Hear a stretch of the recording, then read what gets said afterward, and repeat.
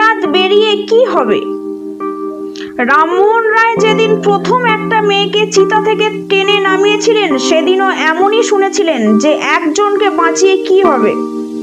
বিদ্যাসাগর যেদিন প্রথম একজন বিধবার বিবাহ দিয়েছিলেন সেদিনও তাকে শুনতে হয়েছিল যে একজনের বিয়ে দিয়ে কটা বিধবার জীবন বাঁচাবেন। বেথুন যেদিন মানুষের বাড়ি বাড়ি গিয়ে তাদের বাড়ির মেয়েটিকে স্কুলে ভর্তি করতে বলেছিলেন সেদিন তাকেও শুনতে হয়েছিল যে ওই কয়েকটা মেয়েকে বিদ্যাপতি করে কি হবে। যেদিন ক্ষুদিরাম ফাঁসির দড়ি গলায় পড়েছিলেন সেদিনও অনেকে বলেছিলেন যে ওই একজন ঝুলে গিয়ে কি হবে, দেশ কি স্বাধীন হবে? প্রশ্নটা বড় পুরানো, কিন্তু ইতিহাস সাক্ষী আছে যে তারপর কি কি ঘটেছে এই প্রত্যেকটা ঘটনার পরে। একটা বারুদের স্তূপে আগুন জ্বালাতে একটা দেশলাই কাঠির গুরুত্ব কতটা জানেন নিশ্চয়ই। আর এ তো অগ্নিশিখা।